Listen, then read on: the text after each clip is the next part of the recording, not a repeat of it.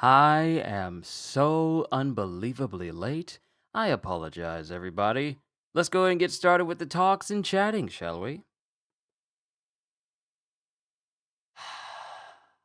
Yo, peoples! Qushu92 here. Welcome back to Chatting with Qushu. I haven't done this since July.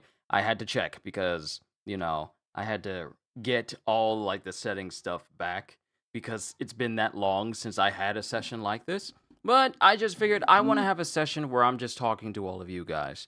Because I was kind of debating whether I wanted to continue with some more Warframe stuff, maybe work on some WUA before the next update, I believe on the 25th of December, or if I wanted to mess with some Monster Hunter before the next big update drops tomorrow. So it's a lot. It was a lot on my mind, and plus I'm still working on getting those solo leveling chapters, which was supposed to drop yesterday, but I was just way too busy to try and record chapters yesterday.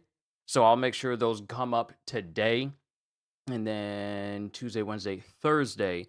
Thursday will be when I put out some more chapters because I do it in threes. Blaziken, it's good to see you as well. I hope life has been treating you well. But I just wanted to take this moment for us to just sit back, relax, and just talk to each other. Because I tend to do a lot of reaction streams and I tend to do a lot of gaming streams and even streams where I'm reading series for all of you. But I wanted to take this opportunity to just talk because a lot has happened during this entire year. Not just gaming wise, but movie wise and world wise, and some aspects of the world I'm not going to touch on because they're quite a subject. But I just wanted to just talk to you guys. I mean, I am still in disbelief that the channel has reached 6,000, and that continues to go up. And I'm just completely and wholeheartedly grateful for all of you for helping this community get to that significant of a milestone, because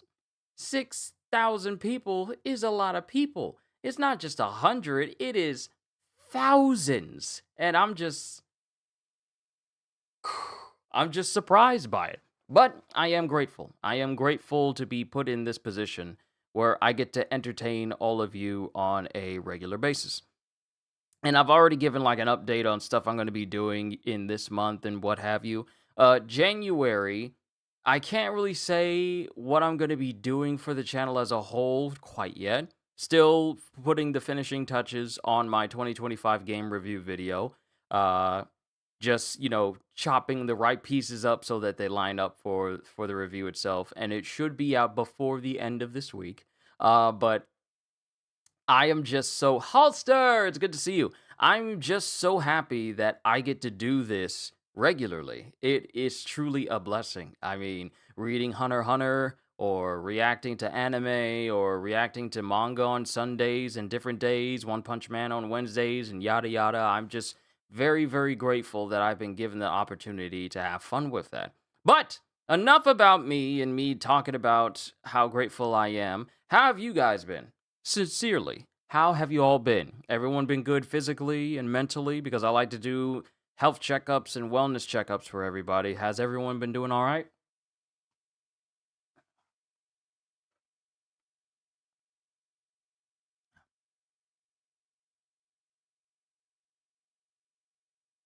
Just wanted to make sure that everyone's good.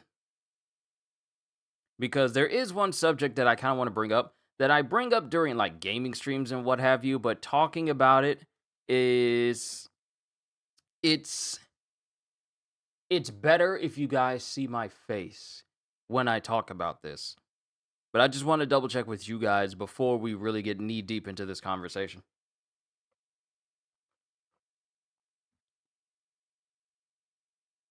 But if you guys are good, then I'll say what I want to say. Yeah, been good. Just been working a lot since it's peak season. Ah, gotcha. Been doing great. Just having some pizza right now. Cool. Awesome. And me? Oh, I ate not too long ago. Took the boys outside and I fed them. That's the reason why I'm late as I am getting this whole session started. But the boys have been taken care of and they've already been outside. You want to know something funny? And you might have seen it in the Discord, but when I had taken the dogs outside this morning, it was very cold. It was freezing. I could already feel the cold set into my hand. But when I bring the dogs out outside, I bring a wipe with me so that way I can wipe them down before they, go back in the house because, yeah, they have long hair. They're long haired dogs. And I want to make sure that nothing gets caught in it. But by the time the dogs are done outside, I go to wipe them, and the wipe itself literally froze in my hand. It wasn't 100% frozen stiff because I could still, move it and everything, but it was like a ShamWow levels of stiff. Like if you don't use it for a long time, then it just gets all all stiff and hard, and then you have to wet it up again in order for it to become soft again. It was the first time. I've never had that happen to me before, where it literally started to freeze in my fingers. I even flipped it upside down to see if it could fall down, but no, it just literally stayed that way. It's just stayed solid in my hands. And I'm like, wow, this is really cold outside. So that was something that happened to me earlier. But the thing I kind of want to talk about is um I don't know if any of you know. Oh, there she is. The Queen of Chaos is here. Good to see you, Kitty. We're just going to be talking. I know it's easy for this to divulge into like gaming streams and whatnot or reaction streams, but I just want this to be like a time where we just discuss some things. The one thing that I kind of want to bring up is Disney, for whatever reason, has decided that it's better to invest $1 billion into AI. And mind you, I brought this up when I was doing uh, the Bloom Reaper Invincible when I was playing Borderlands 3 last week. But it just still boggles my mind that Disney said, let's invest $1 billion into making some of our content into AI generated Sora content. Sora AI. And the first thing that popped into my head was, oh, so I guess we're moving past the era of hand drawn animators and actually paying animators to create this stuff that is essentially timeless. You know, stuff like Pocahontas and The Great Mouse Detective and The Rescuers Down Under and Alice in Wonderland, and literally the very thing that put them on the map with hand-drawn animation, Snow White, their very first feature-length animated film. And now we fast forward pretty much, what, 100 years later? Actually, you know what? Hold on. Where's my phone? Because I don't want to search on here because bringing up web pages destabilizes things. That's the reason why I'm working on building my PC. But hold on. Let me get this info up.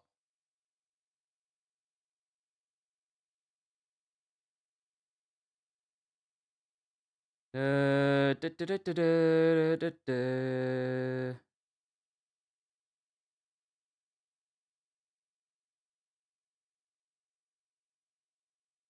Hold on. Mm-hmm.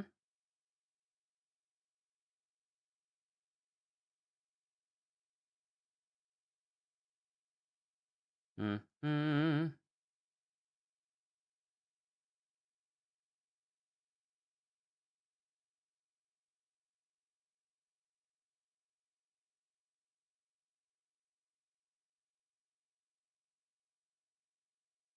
Give me a sec.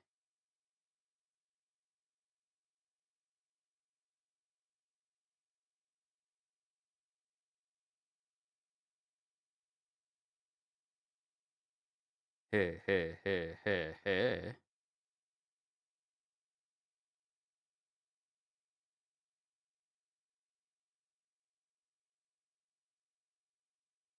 All right, sorry. Let me see. All these animators that pour their time, blood, and sweat and tears for all these years just to end up here. Yeah, a lot of the companies are losing the plot. Such a shame. It really is. Yeah, all those animators are no longer with us, rolling in their graves with disgust, anger, and just disappointment. Disney as well. Oh yeah, member 4 said next time you fight a hard boss, he's siding against me. I thank you for the vote of confidence, or actually the vote of no confidence, considering that I cost you quite a few drinks. My bad, member 4. But let me pull up Snow White.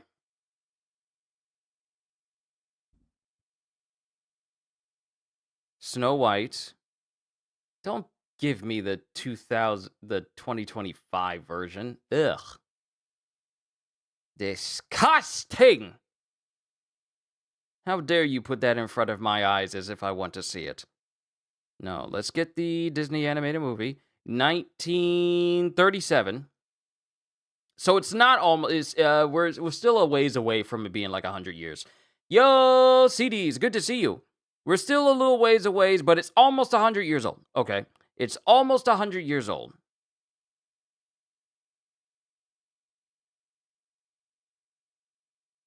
And you mean to tell me that after all the success that it pretty much brought Disney to allow it to do what it does now, you mean to tell me that now in the future, you think that it's better in order to keep yourself on the map, is to just invest billions of dollars into trying to make AI stuff with your properties, wanting to license over 200 of your characters in the hopes that people will remain invested in Disney and thinking that this will actually generate revenue? Oh, I'm doing good, CDs. So, here's my question. Have they not seen the general disposition of people with AI stuff? Have they not seen how people responded to Coca-Cola and their AI ad and how much people did not like it? Did they not pay attention to the McDonald's ad that was completely AI and how people noticed and did not like it? What is it about AI that makes these companies think that, oh, this will be better for consumers? Oh, they'll enjoy this. So let's take everything that they love about this franchise and let's just add on the robotic computer-generated material into these rather than give a human element. And I brought this up again. AI is not going to have the same level of feelings of accomplishment when they create something that is just absolutely mesmerizing. No, because no AI does that. No AI can fully appreciate, wow, this is a really beautiful painting. And it causes you to feel different things. It causes you to feel emotions when you see something that you've created give you that sense of, wow, I did that? No, AI can't do that. It can only do what it's programmed to do or what material it's given. It can't create anything from itself. It can't create anything for itself. It can't come up with ideas that think outside the box because it still has to function within the set of rules that it's been programmed with. So I, for the life of me, can't imagine what person said, let's do AI for this entire corporation that has benefited from the human aspect for our sales.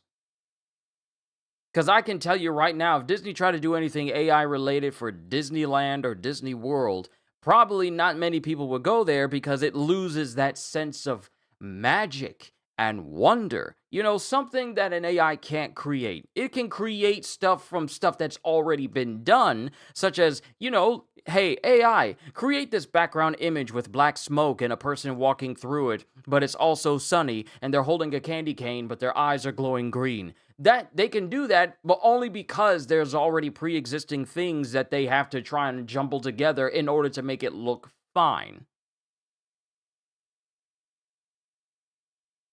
And yeah, I'm with you as well, Halster. I'm not completely against AI usage. I am against AI usage when it's used to replace actual human creativity. That's where I draw the line. As long as it's used by animators to help them with their work and not replace them. Exactly. AI should be only used to help us, not replace us. Because we literally have movies of why AI replacing us is a bad thing for humanity. The moment AI starts thinking, how can I do all of this without having to worry about the humans? We've seen examples. When an AI starts questioning, okay, why would I need to do that for all of you? How can I make it so it only benefits me? And then instead find a way of getting rid of how can I make it so that I can get rid of humanity and just let AI live on? Oh, speaking of Disney, did you see the price increase of the parks? What do you mean? What devilry do you speak? What do you mean they're increasing the price? Remember we had that session when we were looking at hotel rooms for Disney, and we saw how...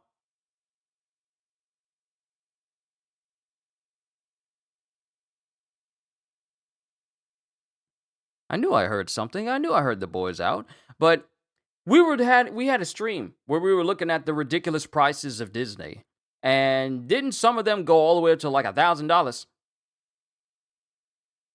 Funny how we make all these movies and TV shows about AI and they still don't learn the lesson. Of course, because they just think it's fictional. 119 per day per person. That's not boarding, food, or parking. That is just the flat rate for the individual per day, not including the board, food, and parking. Season pass is at 1.6 per person.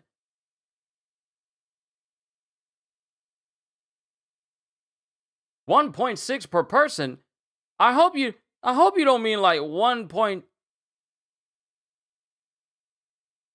What? We literally just had a session last year talking about the crazy prices of Disney resorts. We just had this discussion last year. What do you mean the prices have gone up?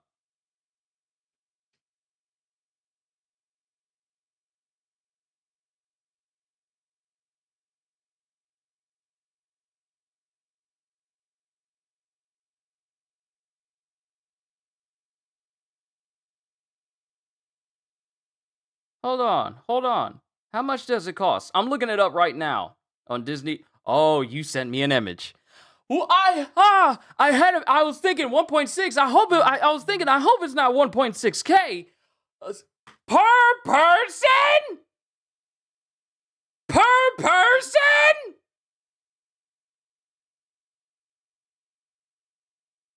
$1,600 per person.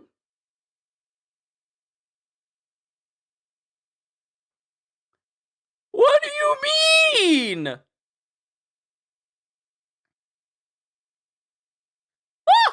Okay, so we have current 1 day, 1 park price ranges approximate. Magic Kingdom, $139 to $199. Epcot, $129 to $194.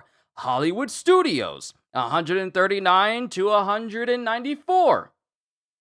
Animal Kingdom, $119 to $174 plus.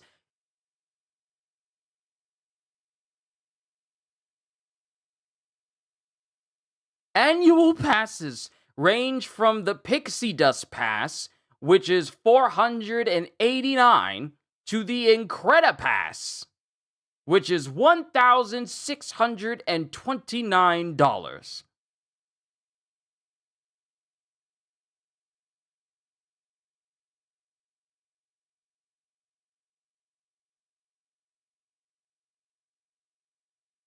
Nah,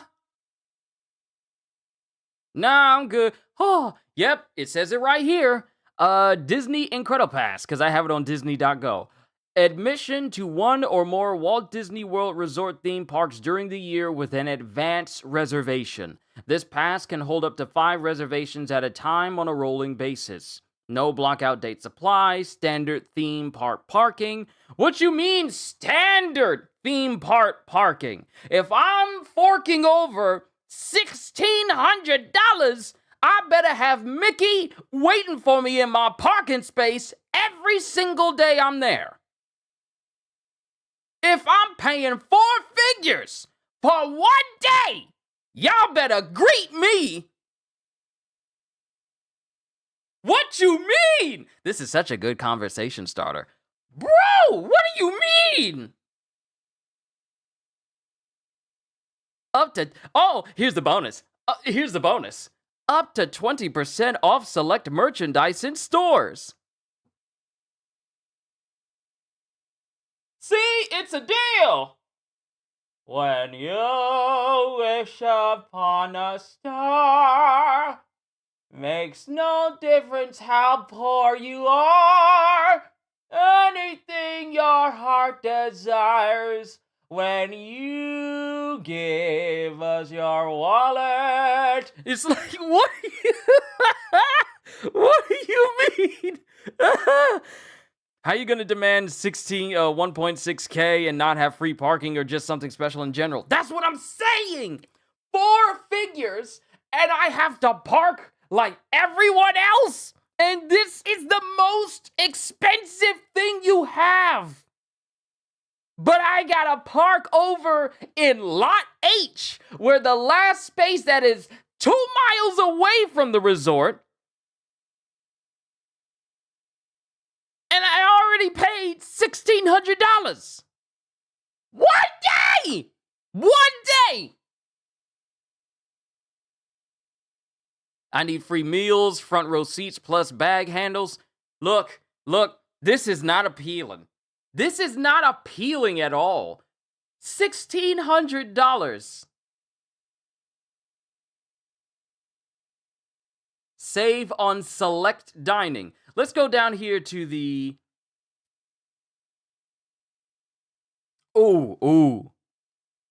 Here's the thing. You always gotta read the fine print. You gotta read the fine print down at the bottom. So, passes do not guarantee theme park admission, especially during high attendance periods. So even if you pay for this pass, and the place is somehow full before you get there, you won't be able to get in. $1,600 does not 100% guarantee your admission to the park.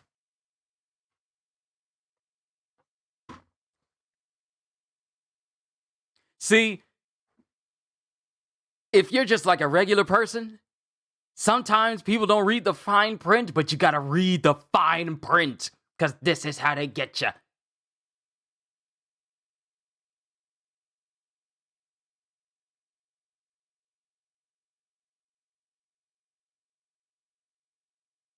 Now compare this. What is this?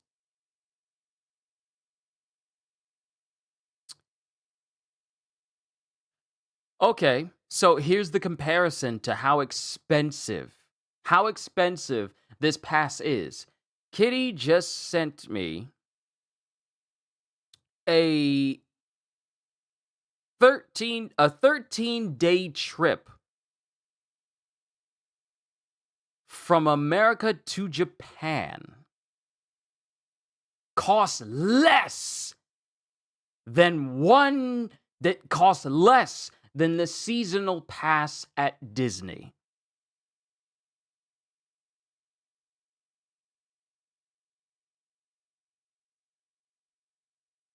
A non-stop flight from America to Japan costs less than a seasonal trip to Disney. 13-day trip. Note, not a vacation, but just comparing prices. Exactly, but it's still bad though. But let me continue with the fine print. Let's see. Passes do not guarantee theme park admission, especially during high attendance periods. Remember when going to Disneyland or Disney World was seen as like an absolutely amazing thing to do? When you went with your family It was like one of the most magical and memorable moments you could ever have. Football players, whenever they won the Super Bowl, when they says like, you just won the Super Bowl, what are you gonna do? I'm going to Disneyland. Do you hear any NFL stars say that anymore? When they get questioned about where they gonna go. Mind you, they're NFL superstars. They can afford to go to Disney if they want to. But do you hear many football players saying like, I'm going to Disneyland after winning the Super Bowl? They stopped saying that years ago. Don't nobody be going to Disneyland like that unless they bloggers or they got a whole bunch of money. Can't wait for us to have this conversation next year when they do it again. But let me see. Let me go back to this. Admission to the theme parks and availability of standard theme park parking are subject to capacity and other closures. Other restrictions apply. Annual pass types may be unavailable for purchase at any time. All passes exclude activities, events separately priced. All passes exclude activities and events separately priced. So if you got like a really good event or activities, but it's separate, you don't get access to that. But you're forking over $1,600. Okay. Pass types, entitlements, and price subject to change without notice. I don't think people realize just how bad that is when you write it out and you say it out loud. Pass types, entitlements, and prices subject to change without notice. You could literally be in the middle of your visit and they could change the price while you are already out versus what you've already seen. They can do that. So you can't even trust prices to stay the same while you're there. Disney reserves the right to reschedule or cancel theme park reservations, admission, media, or purchases at any time and for any reason without liability and to provide applicable refunds. So they can literally give any reason without liability. They could say, we don't want you here. We'll give you a refund, but you can go back home. Who cares if you traveled halfway across America to get here? We can't house you. Then you got no choice but to go, because apparently they're not held liable by it. Let's see, don't ever seem worth flying out the UK to go. About $800 for season price, $79 to $100 for day pass. Yeah, and with their movies been rolling down hills, that's also probably why the prices increased to make up for the lost budgets. Yeah, so they're literally going to double the price again next year. If I remember correctly, they're either already increased the price of Disney Plus or they're going to increase it again. Because I'm pretty sure I seen it recently when they said they were going to increase the price of Disney Plus. But let's see here. The theme park reservations are subject to availability and are not guaranteed for any specific dates or park. Passes with the water park and sports option provide admission to Disney's Blizzard Beach water park or got some messages here. Or Disney's Typhoon Lagoon water park. Water parks are subject to extend rehabilitation, seasonal capacity, and weather closures or may close for other reasons. On certain dates, a water park may only be open for special events or to limited groups. All options are non-transferable and exclude activities, events separately priced or not open to the general public. Then I got stuff about ESPN. Disney Oak Trail Golf Course includes green fees only. Tee time reservations are required and are subject to availability. Yeah, they heavy with the gimmicks. Guests younger than age 18 must have parent or guardian permission to call. To visit more than one park per day, annual pass holders must make a theme park reservation for the first park they plan to visit and enter that first park prior to visiting another. After entering that first park, pass holders will be able to visit the other theme parks until each park's regularly scheduled closure. At this time, a theme park reservation is not required after the first park. However, reservation requirements are subject to change. The ability to visit another park will be subject to the park's capacity limitations and applicable Pass B lockout dates. Yeah. I knew it. They're doing a price increase for Disney Plus.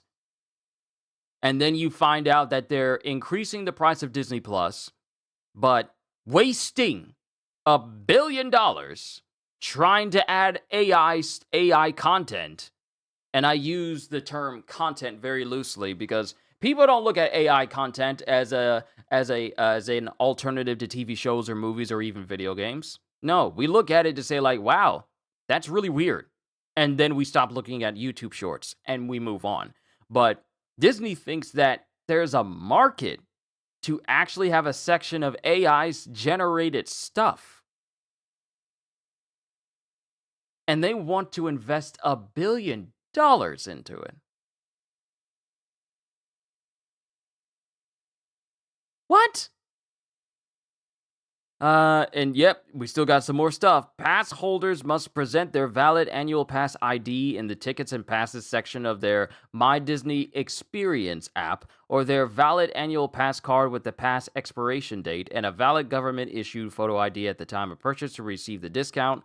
Benefits and discounts are determined solely by Disney and are subject to restrictions and exclusions and may be valid at only select locations. The passes and their benefits are non transferable, subject to restrictions, and change without notice and may not be combined with any other discount offer or promotion. You can't stack it with anything. The passes are for personal use only, and the passes and their benefits may not be used for commercial purposes or for the benefit of others, including, without limitation, the purchase of merchandise with the intent to resell such merchandise or the sharing of benefits with persons who are not the pass holder. This is why you prefer Carowinds or Islands of Adventure. Universal Studios is good too. Disney has gotten so full of itself that it thinks that it can charge any price for the stuff that they put out there, but still expect everyone to go there, as if every single person is made of money and they can just go to Disney all the time. Not the case. If anything, it's even more difficult for people to go to Disney nowadays because cost of living has gone up way more than it has in the past 10 years. So, what did you think? People were just going to be made of money and they could just go there at any time? Oh, we're Disney. They'll always come by. And sure, there will always be people who just go. There'll always be people there, but not as much as it used to be. Not when Disney was at its peak. It's not at its peak. Let's be honest here. It's not at its peak in any genre, in any area. It used to be. It used to be the place to go, even more than Universal, even more than Six Flags, even more than any other amusement park or corporation amusement park area in the world. But now it's just like, I mean, it exists and it's still massive. It's still massive, but the appeal that it used to have is no longer there.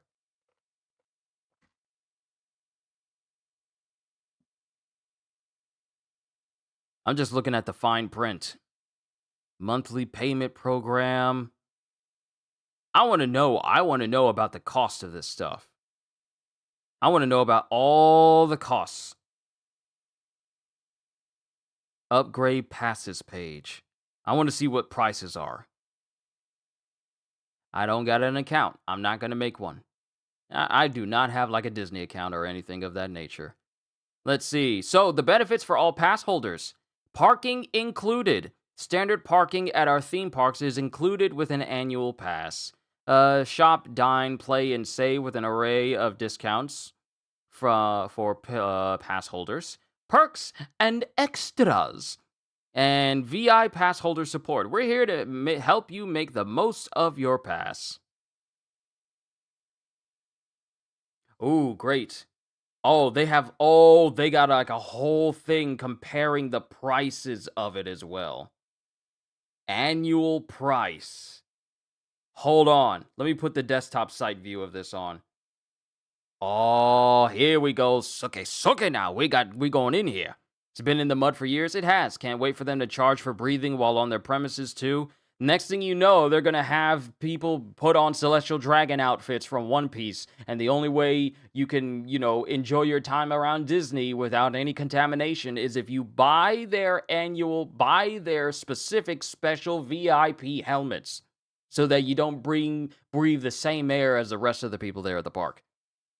So, for the Disney Pixie Dust Pass, It is literally Florida residents only. Annual price of 489 plus tax. Monthly payments after 200. In order for you to get the pass, it requires a down payment first?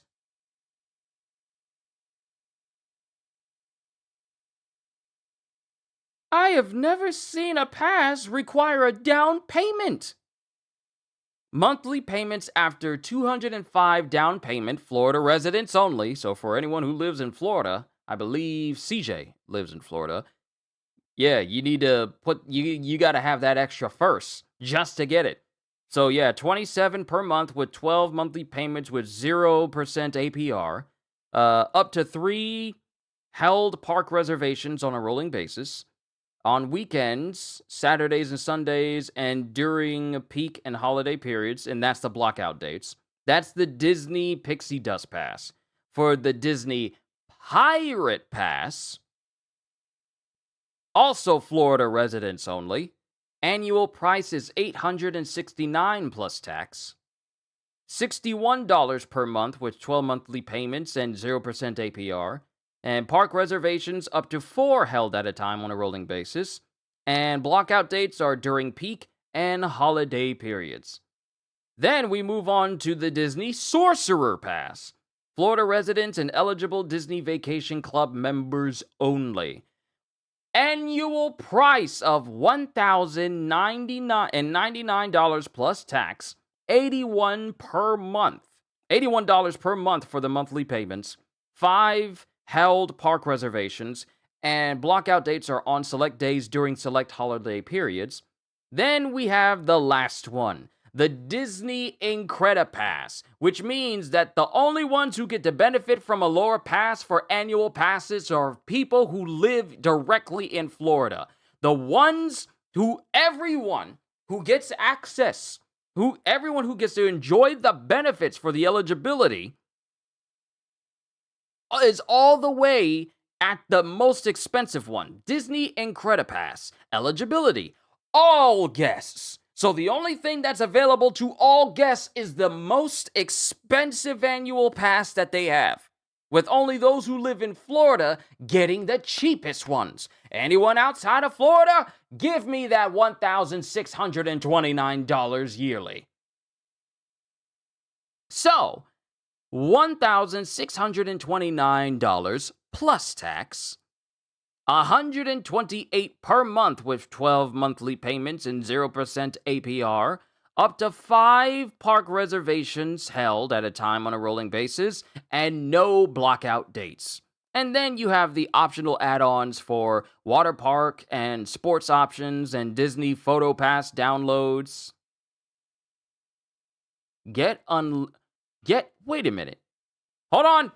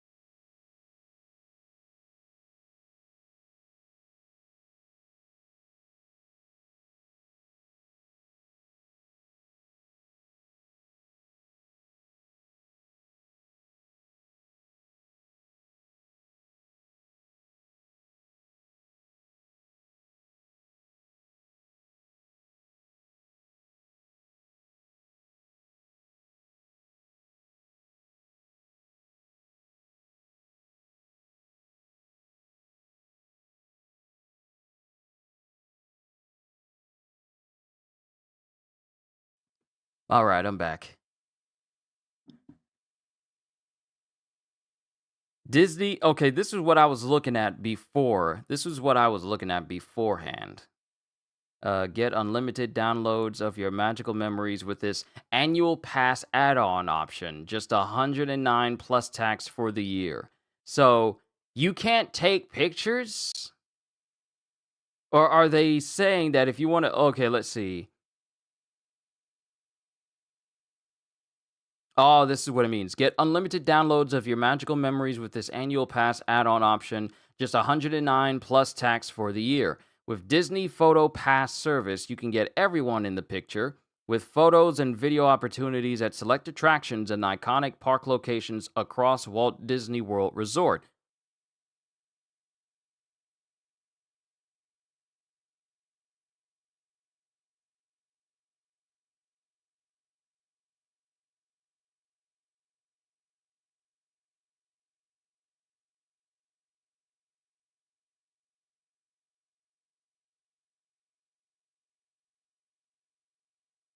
Okay, this is so weird.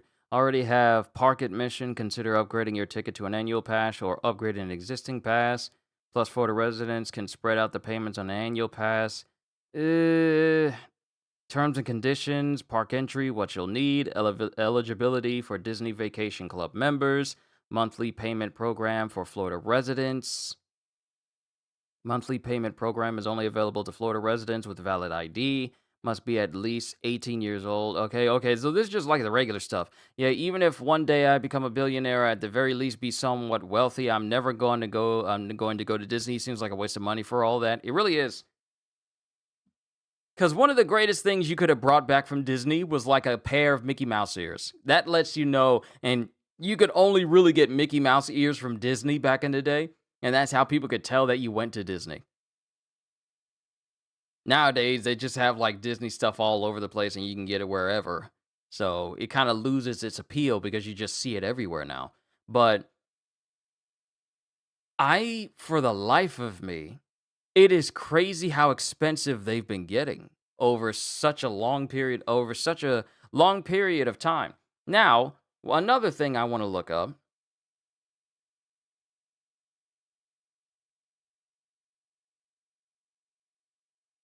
Disney Plus price. Disney Plus price. Let's see. Disney has two main standalone plans. Ad supported plan for $11.99 a month or $119 a year, and a premium ad free plan for $18 a month or $189 a year.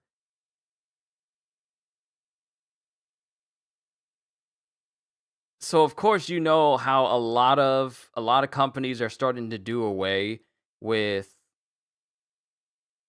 here it is. Disney Plus is hiking its annual subscription price from $79.99 to $159.99. Because I'm looking at its most expensive one. So in order for you to enjoy Disney Plus without ads, 159 a year. Yeah. Disney Premium for 1 year, the new price is 159 with the old price being 79 starting it's already started. It started back in November. And in order to keep your subscription alive, you have to agree to that price.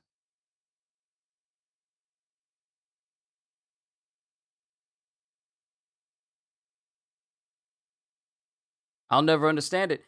I don't hear now here's the thing. I don't hear too many people complain about Universal Studios.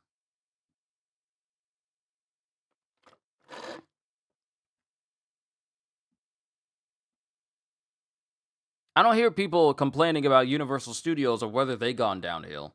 Let me look this up. Universal Studios. Like, what are the ticket prices for Universal Studios? Because I'm kind of curious about that myself. I harp on Disney a whole lot, but I don't even know the prices of Universal Studios. But apparently it's not that bad.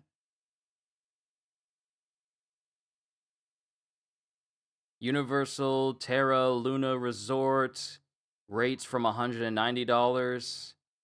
Universal Endless Summer Resort, 147. Endless Summer Resort Surfside Inns and Suites, 146. Universal Cabana Bay Beach Resort, 171. Universal Stella Nova, that's 210.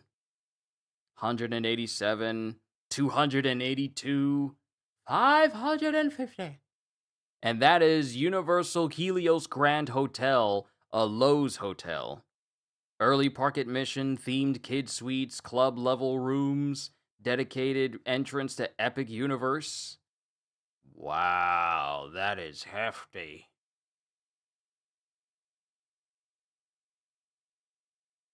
What do y'all got? What do y'all got? Terms and conditions, policies, advisories, overnight guest parking, self-parking, 36 plus tax per night per vehicle, valet parking, 45 plus tax per night per vehicle, rollaways, smoking policy, pack and play, check-in.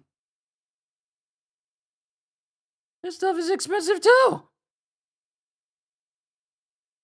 Yeah, Universal Studios Florida, 153 and 36 cents.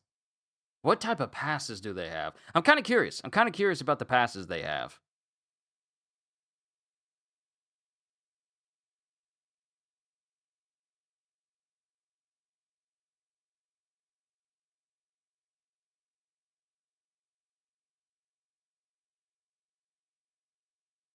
Florida residents. What are the details for this? Stack the savings when the Universal Orlando vacation package. Hotel savings, Florida residents, Florida residents. Mardi Gras. Okay, what are the details for this? It's wonderful in your opinion? I believe it. Way more than Disney.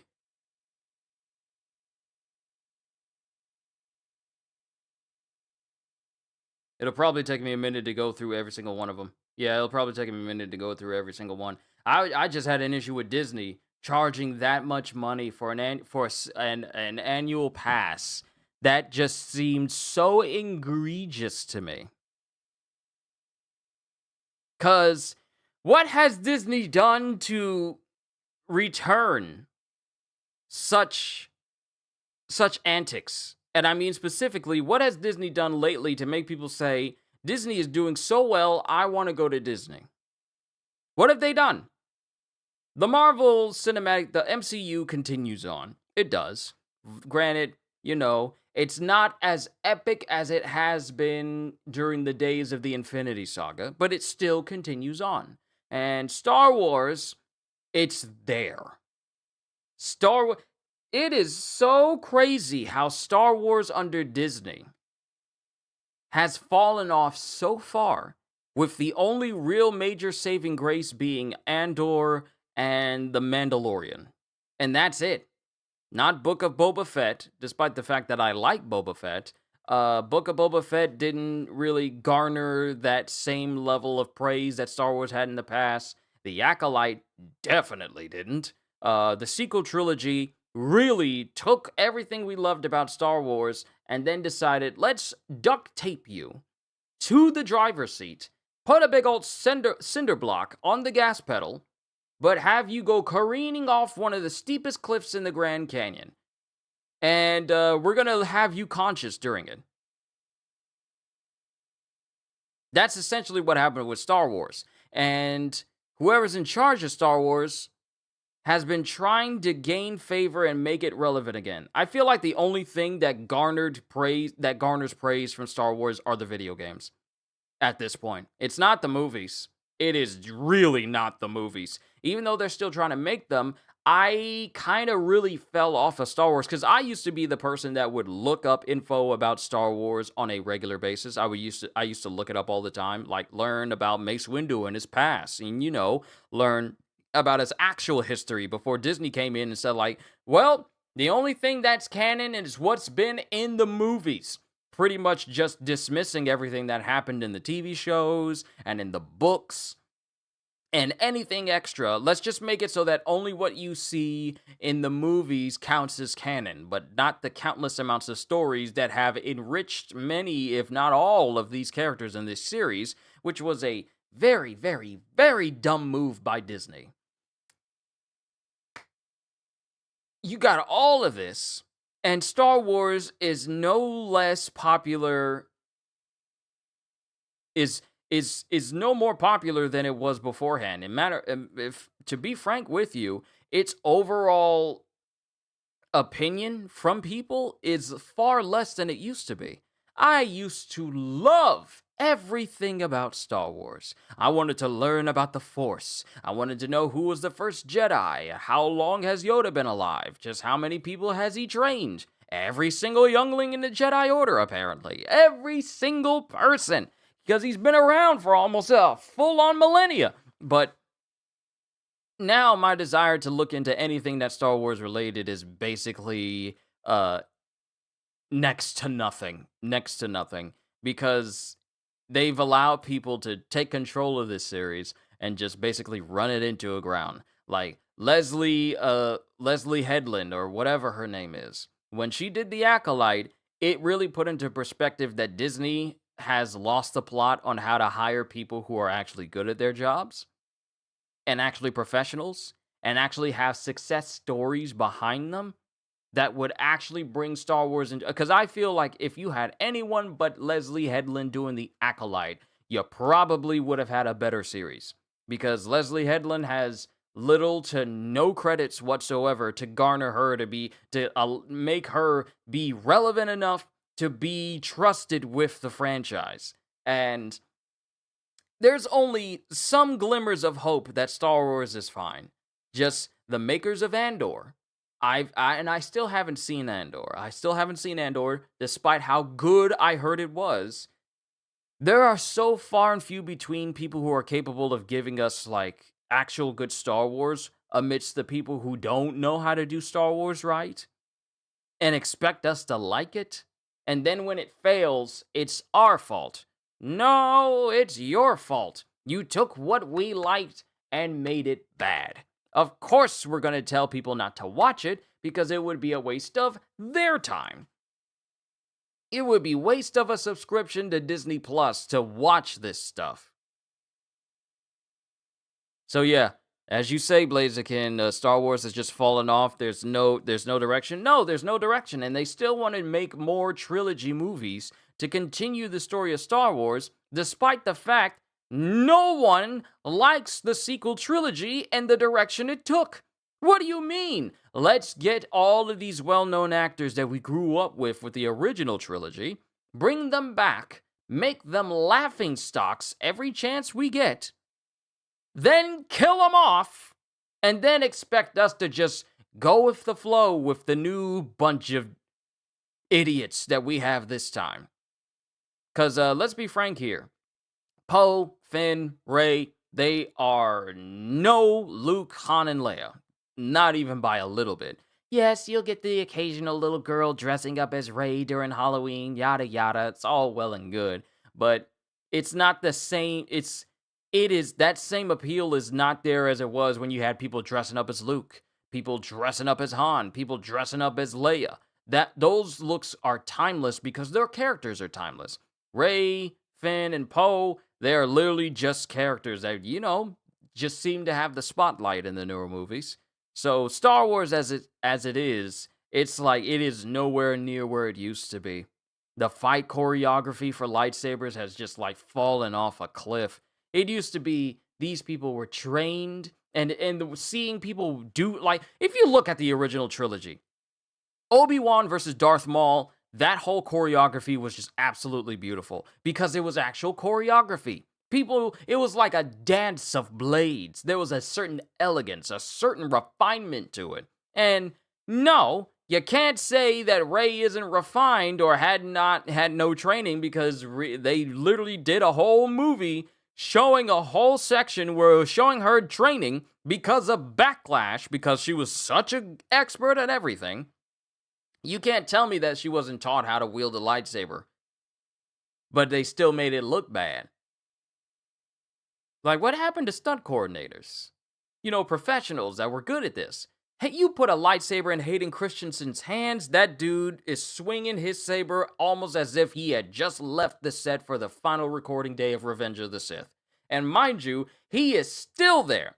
Even after all these years, as soon as he got into the flow of it, he was back. Remember? They said that they had to tell him to slow down because he was fighting too fast.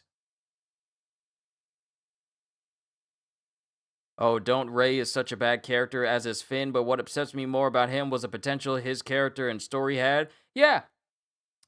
How do you tell someone outside of the movie that Finn wanted to tell Rey that he was actually Force sensitive? Why not include that in the movie? Because we can't have anyone upstaging Rey. Oh, so the dude that was really supposed to be, because let's face it here.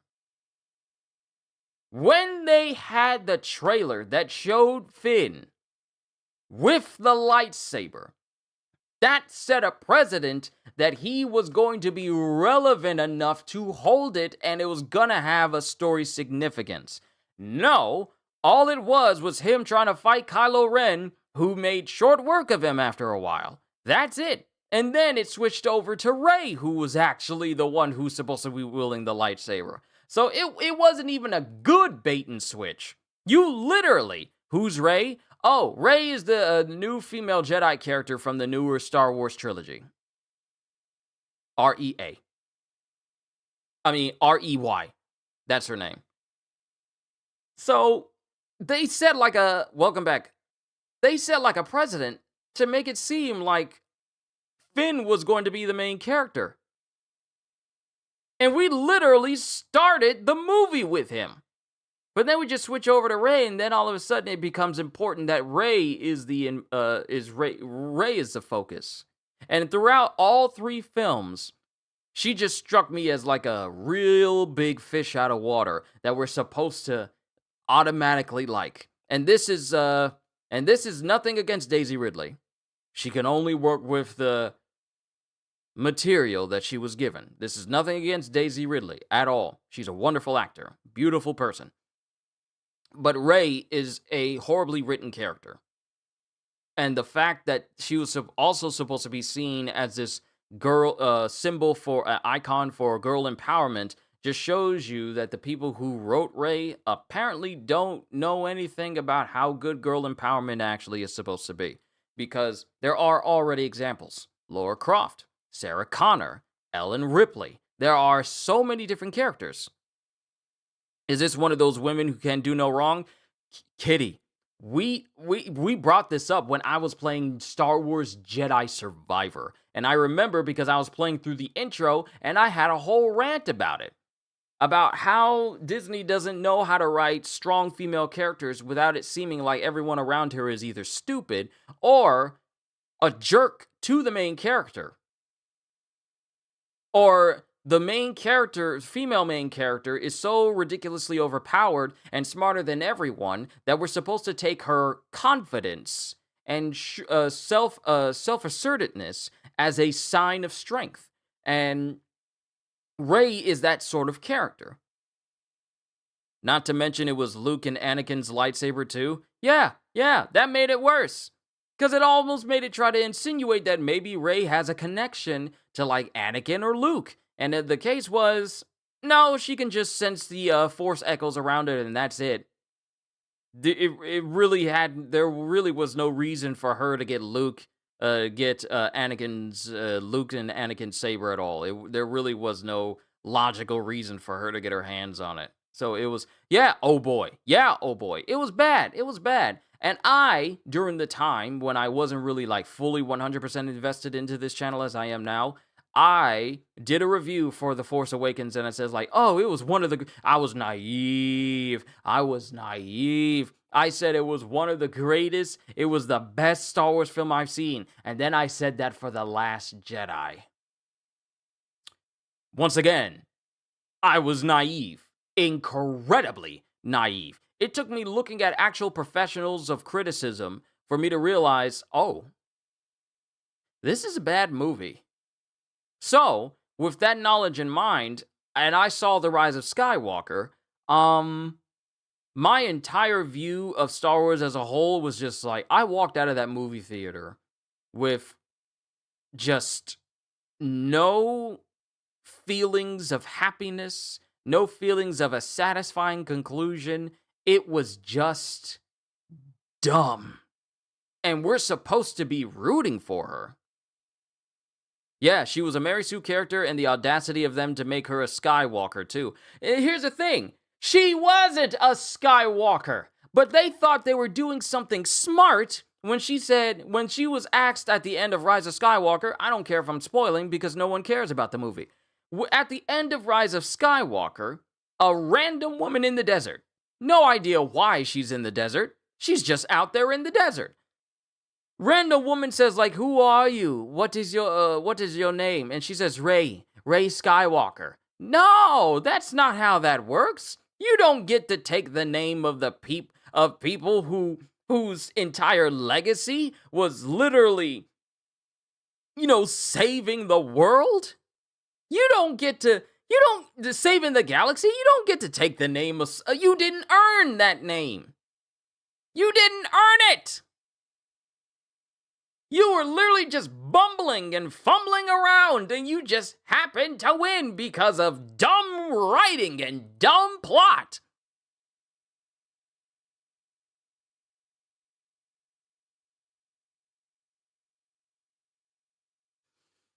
And the thing that got me was they really wanted to set up Rey as the most powerful there ever was. Because when she was fighting Palpatine at the end, and I use the term fighting very loosely, it was just literally it was literally a beam struggle from Dragon Ball Budokai Tenkaichi.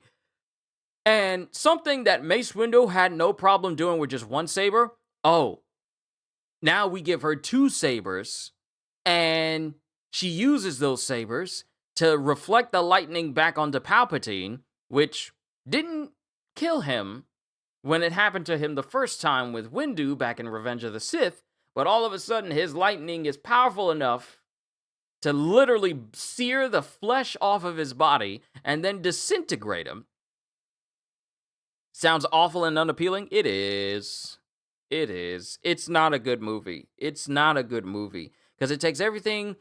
It was all dumb writing. Yes, it was all dumb writing. It takes everything you may have liked about the original trilogy and goes, what if we do this with dumber characters, dumber plot, dumber effects, but hope that you like all of the characters that we introduce?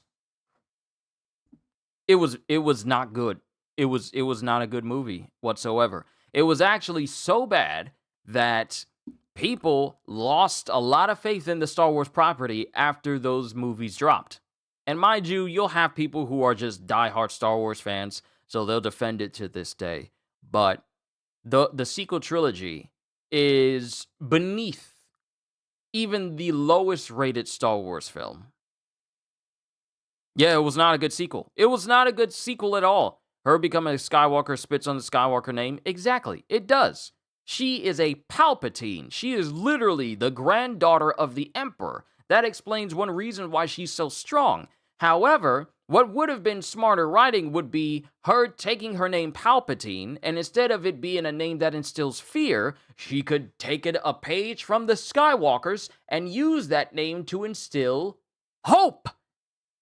Hope! You could have wrote it that way, but no! You feel like you're doing something smart by saying, like, my name is Rey Skywalker. I take on the name of my mentors, Luke and Leia. But it's like, it don't carry the same weight, because you didn't earn the name. Important people died around Rey for no reason.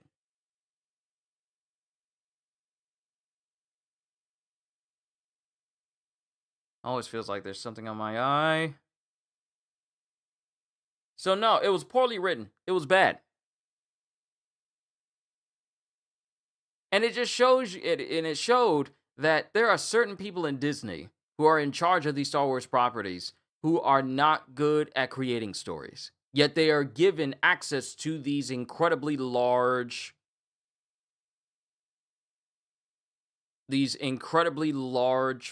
plots, and are expected to make movies that make tons and tons of money from it. Matter of fact,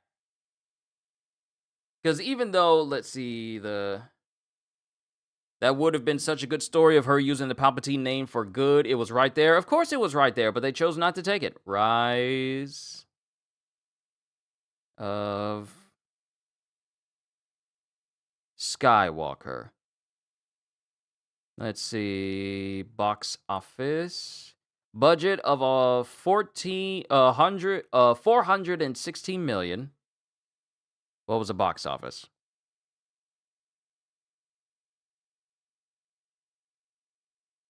It grossed $1 billion. It did well for its money coming back. The budget gross was $593 million. The box office was twice that. So they made twice the money back. Good for them. And honestly, they should have kept that. They should have kept her as a Palpatine. It would have made more sense. She could have been the possible way of cleansing the Palpatine name of the evil the Emperor did for like over 30 years, and then just continue on as Jedi Master Palpatine. Jedi Master Palpatine. That would have been like a shell shock of a statement to say that Jedi Master Palpatine is here, and that name that would have invoked fear would have invoked happiness and hope and gladness that Jedi Master Palpatine is here. It would take everything that Palpatine has worked so hard to achieve and turn his name of fear into one of friendship and hope. It would have been way better. And mind you, I'm not even a storyteller, but even I know that the story that they did for Rise of Skywalker was just utter trash. So that's the Star Wars side of things. Wow, it's starting to get darker outside. Another thing that we need to bring up is the whole let's turn every single animated movie we have in our library into live action. Why are we getting another Moana?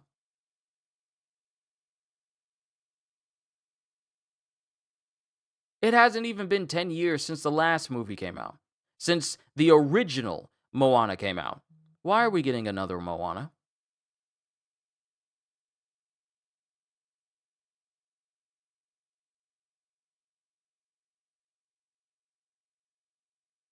Give her the Zuko treatment from the Fire Nation? Exactly.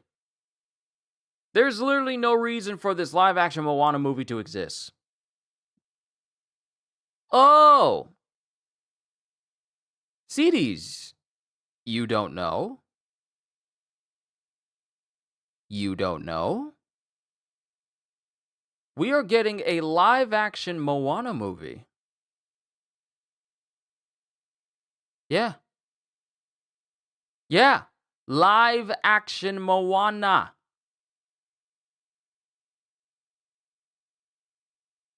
Yeah, Moana. What can I say except you're welcome? Yeah, that is getting they released a trailer like a last month announcing that Moana is getting a live action version.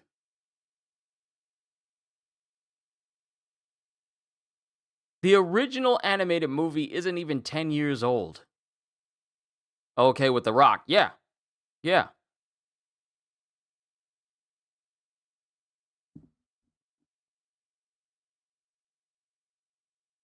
Let me look this up. Moana.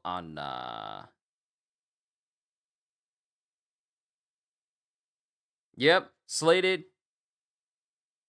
His fake buff body attached to him. No, he's gonna have his regular size body. He's not gonna have like the big gigantic Maui body. But there really is no reason for the live action Moana movie to exist.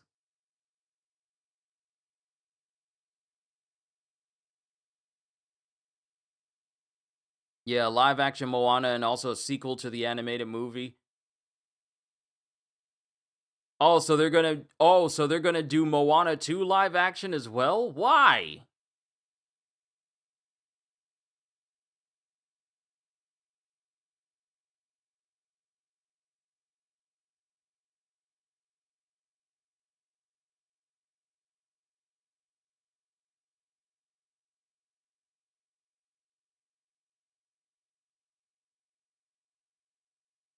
They said he has a fake body. I mean, he had to lose a whole bunch of weight for one film.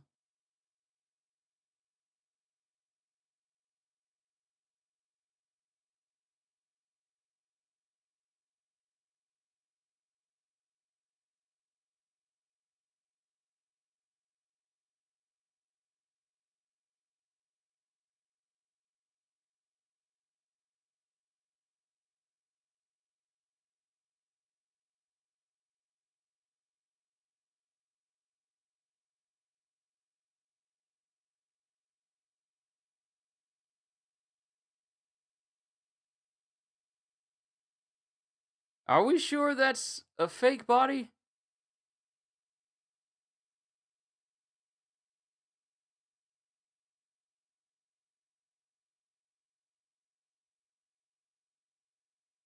Are we sure that's a fake body?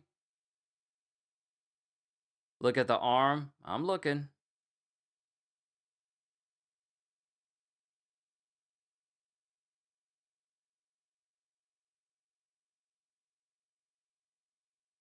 The Smashing Machine, I believe, was a movie he lost weight for. I'm looking.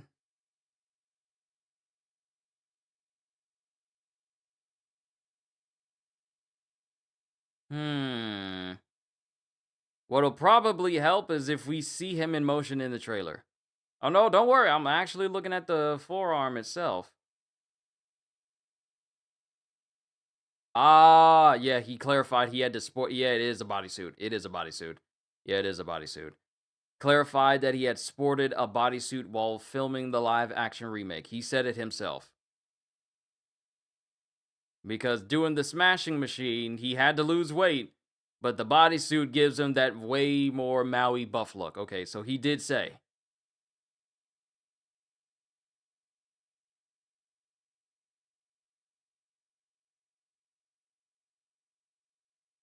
Yeah, it is a bodysuit. It is a bodysuit. Yeah, I think it's around around the wrist area where it shows his real hand, but then it goes all the way up to his arm, and that's when he suddenly gets like massively swole. Yeah.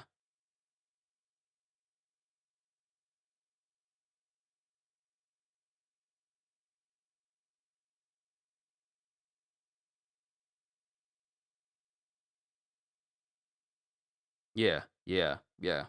Okay, but yeah, I'm not a fan of the constant stream of live action Disney films when all you got to do is just create animated ones.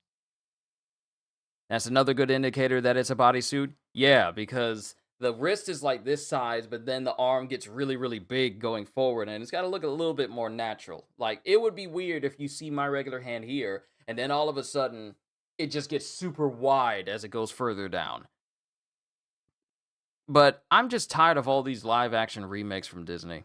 Whatever happened to the original shows and original movies that we had before? Whatever happened to our Emperor's New Grooves? Whatever happened to our. You know what? I'm gonna look up a list. I'm gonna look up a list of animated Disney films.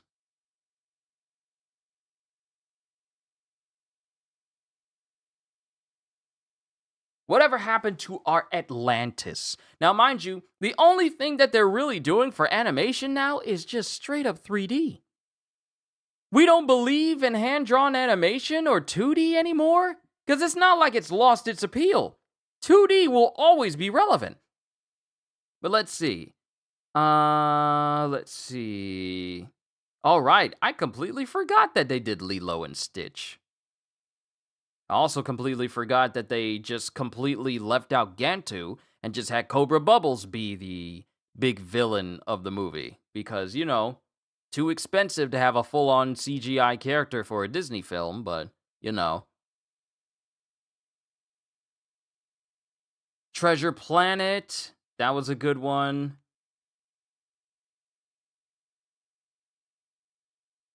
I'm just looking at all these different ones. Mufasa, no one cares about the Lion King, the CGI Lion King, no one cares. Mulan, Sword in the Stone,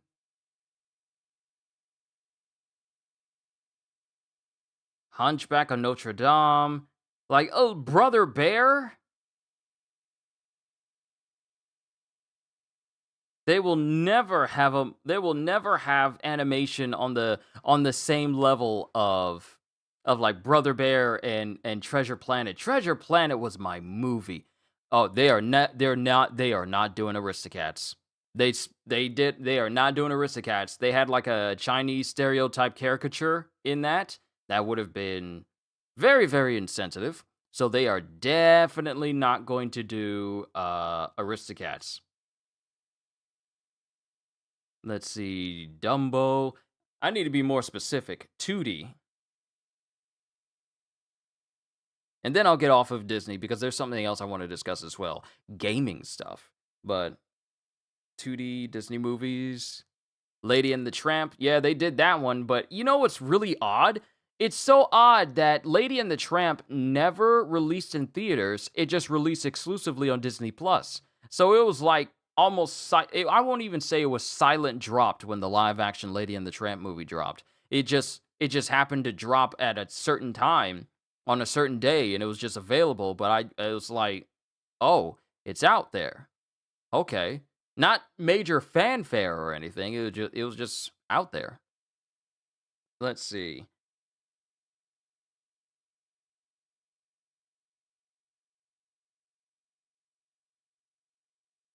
Okay, we got a lot of movies. Man, we got to talk about this planet going crazy. Yeah. You know what, just to make a deviation away from Disney because I don't want to make it sound like a broken record for stuff that I've already said before, but I am disappointed in Disney as a whole and how they've gone from the wonderful magical world of Disney into like a corporation that is pretty much lost the plot on why we enjoyed its company to begin with. Ah, this thing is on my eye. It's on. Ow, ow, ow, ow, ow. It's on my eye.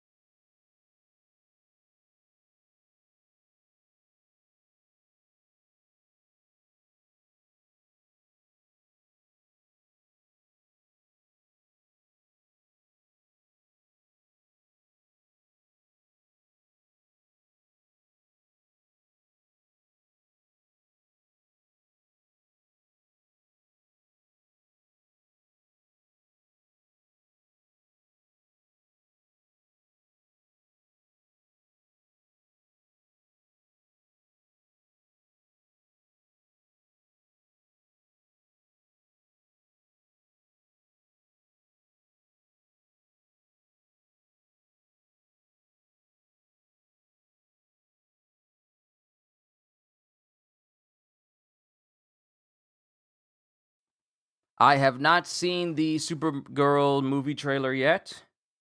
I do know Lobo is in it because, articles just be spoiling stuff, but I have not seen the trailer yet. I have not seen the trailer. I will, though.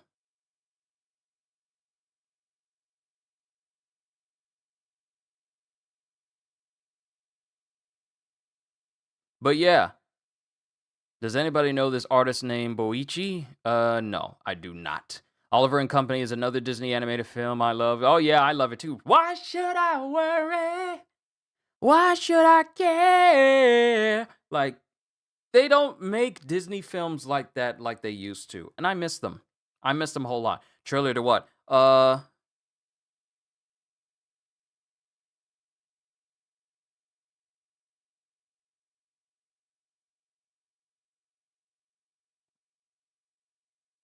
Are you sure why you twitch? What do you mean? Because something still is in my eye. If you're talking about my eye twitching, it's just that there's something still in it. Oh, Boichi is the artist for Dr. Stone and the Ace manga. Oh! Oh yeah, he does phenomenal work.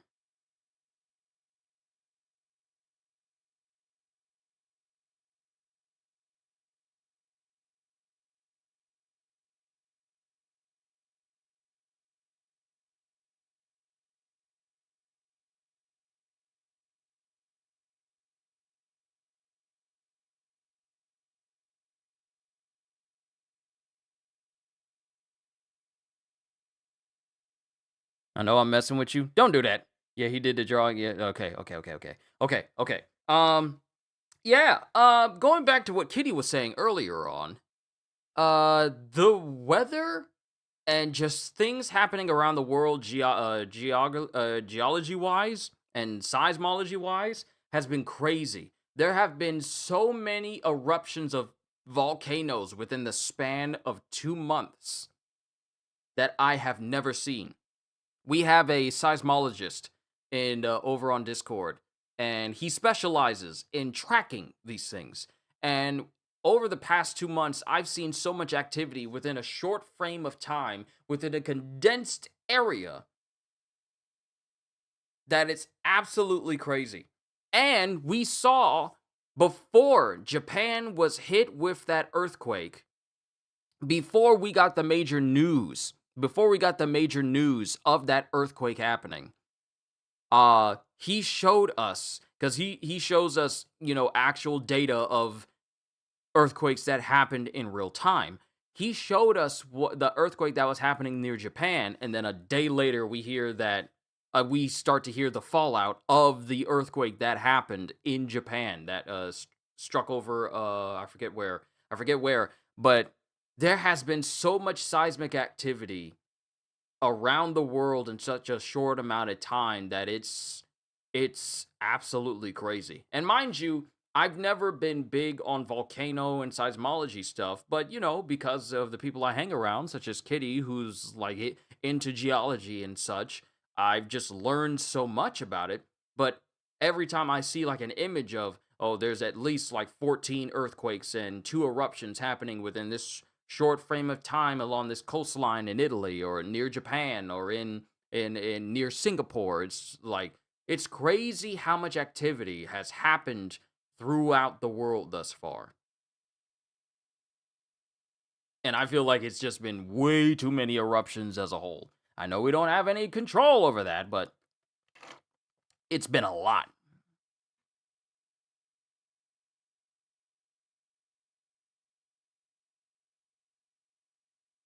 But also, Flipdo, I saw you. How you doing? I hope life has been treating you well lately. Love that guy's art. I am now looking. Nice. Give you some inspirations.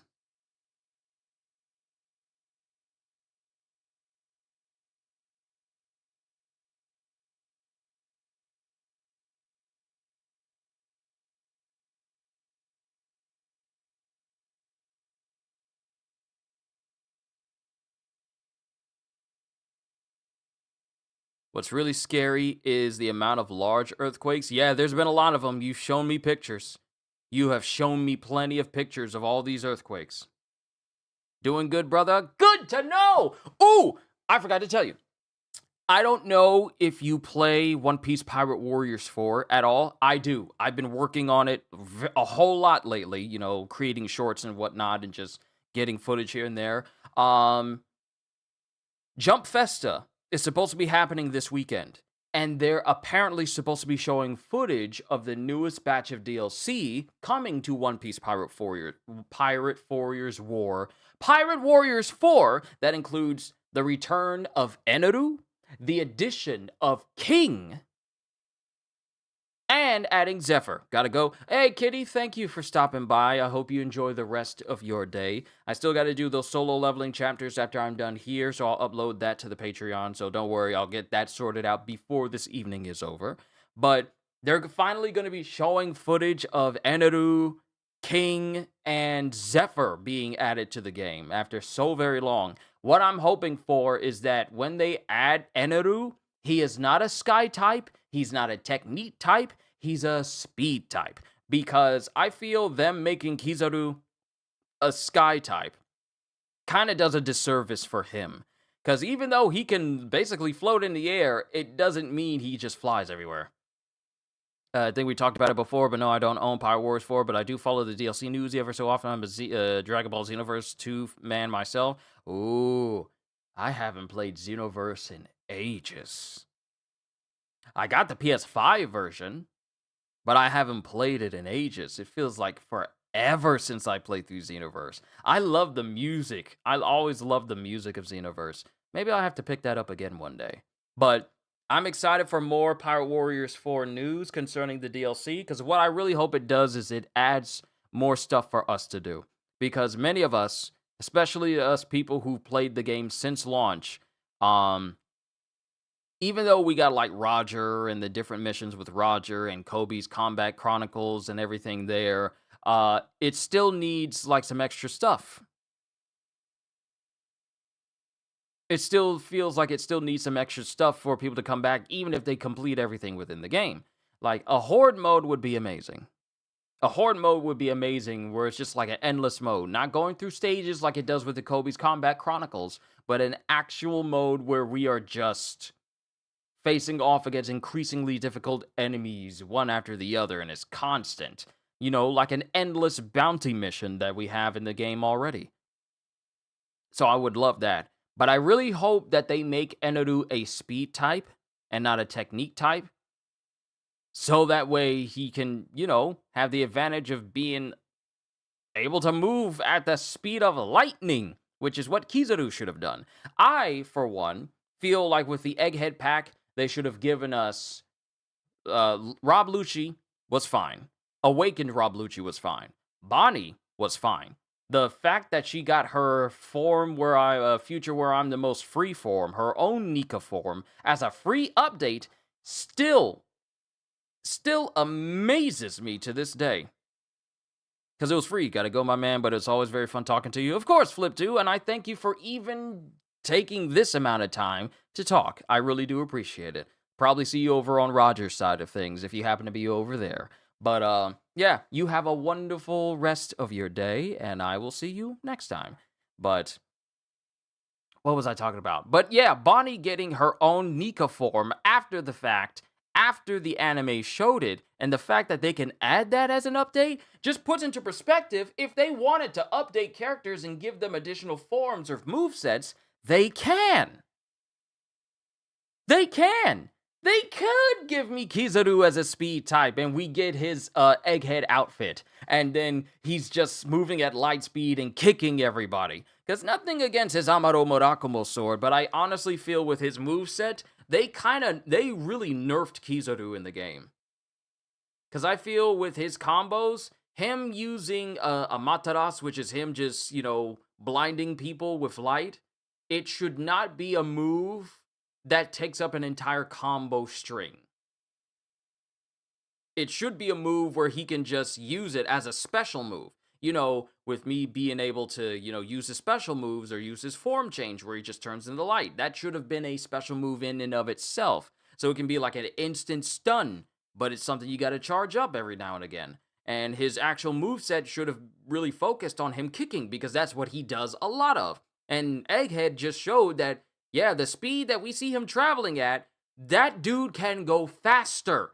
Especially when you think about when he was saying, like, acceleration is power, and then he kicked Luffy directly in the face before Luffy could react. Mind you, this is Luffy who also has future sight, and Kizaru blitzed him still. I would have loved that version of Kizaru as a playable character over S-Snake. And if not Egghead Kizaru, we should have gotten Kuma.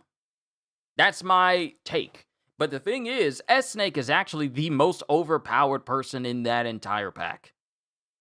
But then again, can't really hold that she can't really hold that title anymore because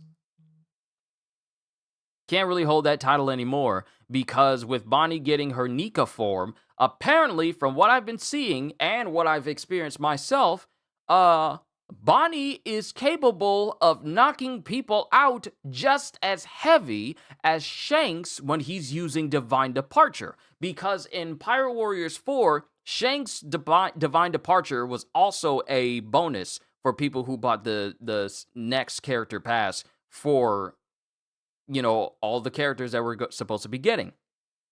That Divine Departure is by far the strongest attack in the game. It hits 3 times.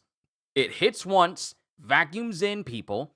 It hits twice when Shanks slashes them. And then it hits 3 times, which causes a hockey explosion that absolutely deletes enemy health. Even on the hardest mission possible, that move is by far the most powerful one in the whole game.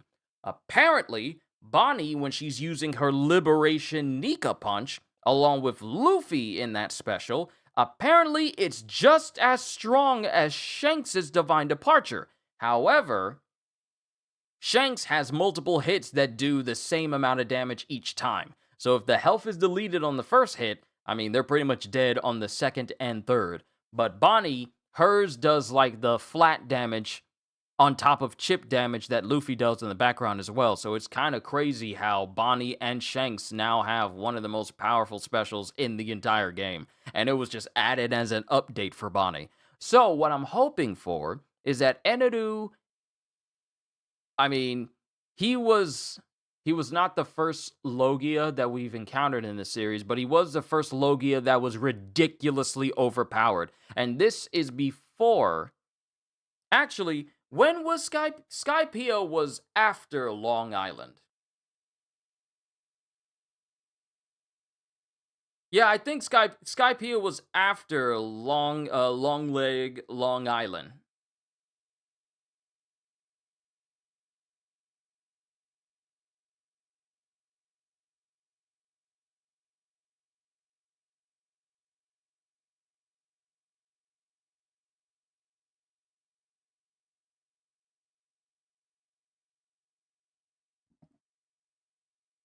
Hold on. One Piece arcs. Yeah, Skypiea was after.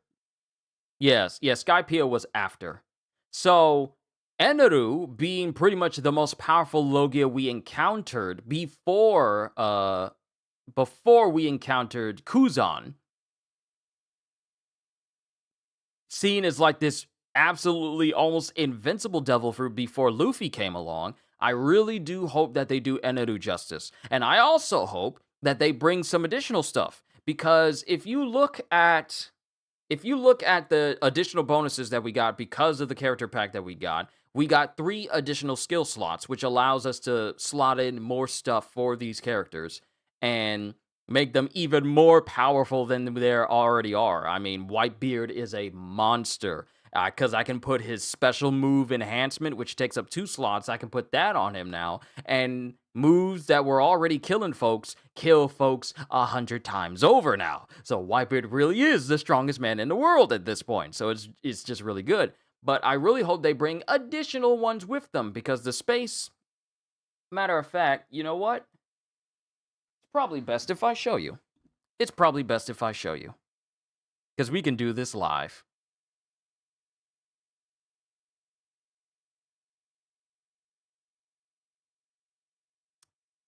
I'm going to bring this up here.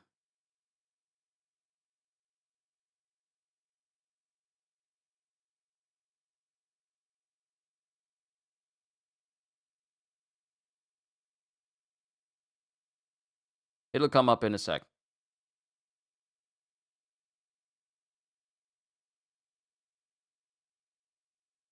All right. So we go into it. I'm not going to worry about my movements being, you know, kind of off.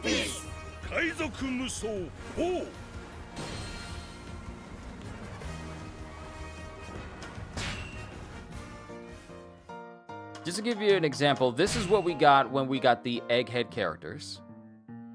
And as you can see here, I need to complete, in order for me to get access to the last slot that I'm missing, I need to complete 100 of the treasure log missions with S+ rankings. And I did that by working backwards. But what I really am trying to get at is, if you look at this space, you can see that we have enough space for 3 slots up top. But it also looks like there's enough space to put 3 more extra slots beneath those.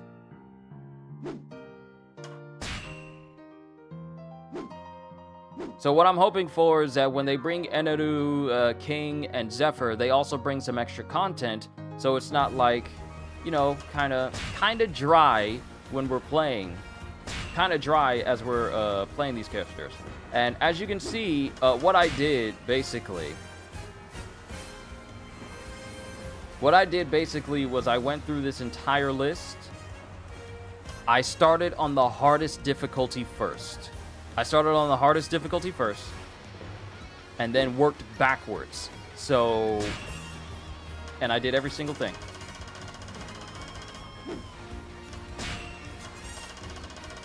I did every single thing in the hardest difficulty, medium difficulty. I'm pretty much in the easy difficulty now. And all I have to do is just do the last bit of this, and then I get it. Let me see. If it equals up to 20, then yeah. 1, 2, 3, 4, 5, 6, 7, 8, 9, 10, 11, 12, 13, 14, 15, 16, 17, 18, 19, 20. 21, 22, 23, 24. There's more missions for me to complete than I need for me to get that last slot. Interesting. Okay. I just wanted to see that. Okay.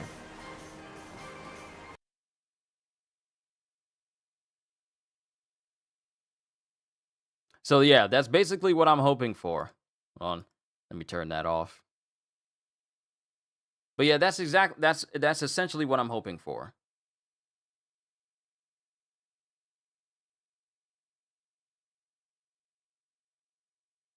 So we'll see this weekend. Another thing to bring up is the fact that the next major update for Monster Hunter Wilds is dropping tomorrow. So I will be covering that for all of you, because that's going to be bringing on Gog Mazios, which is apparently an Elder Dragon from, like, Monster Hunter Generations U, which I never played, so I have no idea what to expect from this creature, but also a ton of endgame stuff that is going to make hunts way more lucrative going forward. And I believe that Gog Mazios is the final major monster, free monster that we're getting. And to some, it may seem like, oh, that's a final monster that we're getting. I guess we're not getting any content for the rest of Wilds. But no, I honestly feel that they are going to do an expansion. And Maximilian said the same thing. They're probably going to do an expansion for Monster Hunter Wilds as well, because they did it for World with Iceborne. So I'm pretty sure they're probably going to do an expansion for Wilds as well, and that's going to bring even more creatures over. Yeah, what's coming from the update for Monster Wilds? Oh, sure. Because I got it right here. I like to keep this stuff on lock. Or at least I like to look it up real quick so I can have it on lock.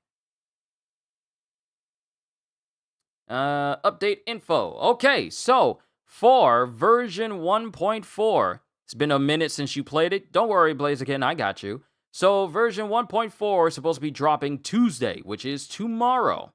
So going through it, we get the Elder Dragon Gog Mazios, available after completing the main mission of First Cry. For this special quest, up to 4 hunters can join forces with support hunters to form parties of 8. Team up with Nadia and Fabius to take down Gog Mazios. Complete the Gog Mazios extra mission to unlock a permanent event quest for repeated play, i.e., do that so you can farm this thing. So we're also going to be getting some new gear as well, some Gog Mazios armor, and the ability to upgrade our Ardian weapons to Gog Mazios Ardian weapons as well. We go from Ardian weapons to Gogma Ardian. And I have to say, I like the look of Gogma Ardian weapons more than I want to say I like them more than just the regular green Ardian. The Gogma Ardian looks way cooler because it has like a real cool shade of blue to it. You can upgrade Rarity 8 Ardian weapons into Gogma Ardian weapons using materials obtained from Gogmazios. Note, upgraded weapons will retain their existing reinforcement bonuses. Gogma Ardian weapons have one bonus skill and one group skill chosen at random. Gogma Reinforce allows you to retain your reinforcement bonuses, or, for those with loftier aspirations, reset your skills completely. The reset skill option allows you to use Gogma materials to reset the bonus skill and group skill applied to a weapon. And then, of course, we have Armor Transcendence as well. Transcendence allows hunters at hunter rank 100 plus to upgrade armor even further. Transcending raises the limits imposed on Armor Sphere upgrades and powers up the decoration slots of Rarity 5 and 6 armor. Upgrade your armor and get ready to face the ferocious Gogmazios head on. And then, of course, we get a new Arc-Tempered monster, which just so happens to be a monster I haven't fought enough in order to get its actual armor set, which is Jindahad, which is the giant ice dragon we saw before. Face Arc-Tempered Jindahad in the Ultimate Hunting Challenge. New permanent quests will be available from Wednesday, December 24th, and new free challenge quests will be available for a limited time from Wednesday, January 7th in 2026. Then we have new added features, such as new support hunters, Nadia, who uses a light bowgun, and Griffin, who's a greatsword wielder from Ferrum unit, and Nightmist, a light bowgun wielder from Aurora unit, who can join you in battle. Then we get new optional quests. High difficulty quests featuring multiple 9-star monsters have been added. Complete these quests to receive special nameplates as bragging rights. Not awarded to hunters who join after the quest has started. Time to put your mettle to the test. Hunters can also try their hand at hunting exercises which pit you against tempered 9-star monsters. And then we have, for a limited time, there will be quests that let you forge special equipment, farm heavy armor spheres, and much more. And then, of course, we have the seasonal event Festival of Accord Lumenhim, which is supposed to be the big wintry event that we're supposed to be getting in the Grand Hub. And then, of course, they have like different content and downloadable content as well, such as a cosmetic pack that frankly looks like it should have been in the game, essentially allowing you to what these packs are, especially the cosmetic pack, cosmetic DLC pack 4, essentially changes the look of your sacred mount and all of your Ardian weapons. That gives it like this futuristic white and gold and blue type look.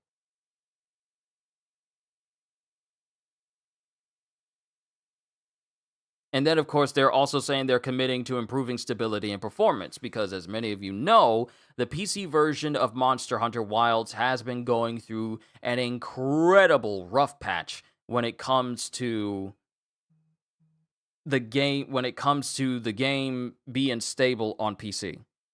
So they're committing to actually making it better.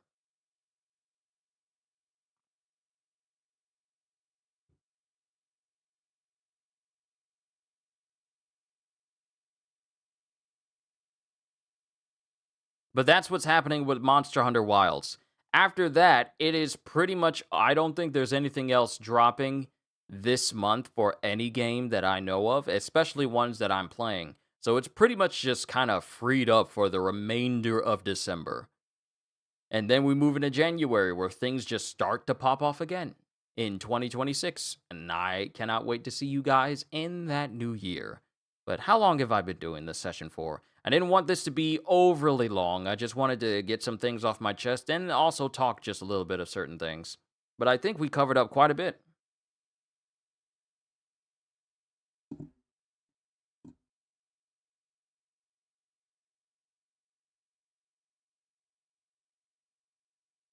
Let me double check. How many hours has it been? Has it been 2 hours? I feel like it may have been 2 hours.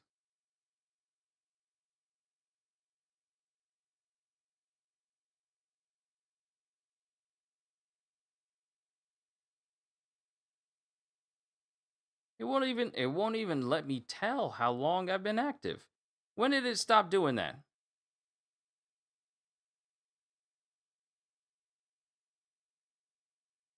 It just says, wow, it won't even tell me how long I've been going. Maybe I should just look over here. Yeah, it's been close to it. Yeah, okay. Never mind. Never mind. I didn't even need to look that up. Yeah, we've almost approached like 2 hours, and I just wanted to talk about some things here and there. But I think I covered everything that I wanted to talk about. Yeah. And if there's anything else that you guys want to talk about, either here or over on Discord, voice your opinions in there. It literally is right there at the top. It's at the top of the screen. It's literally next to the symbol that says live, how long I've been active. If it was a snake, it would have bit me.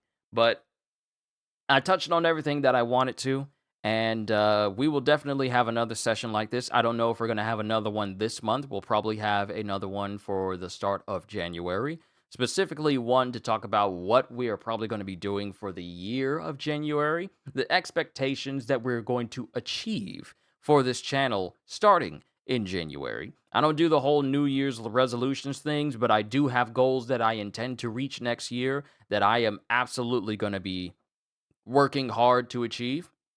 And as God is my witness, I will achieve them. But for right now, I think I covered everything. Ladies and gentlemen, this has been Chatting with Qushu, and I hope to see you guys in my next session again. All I can say to everyone here, from Blaziken to Flip2 to Kitty to Holster to CDs and everyone in between, all I can say to you is, hope you all enjoyed. Can't wait to see you all in my next video. Like, comment, and subscribe if you haven't already. Even consider checking out my Patreon, because I am always looking forward to entertaining you. And because I know you're coming back anyway. Have a fantastic day, and once again, as always, later, peoples!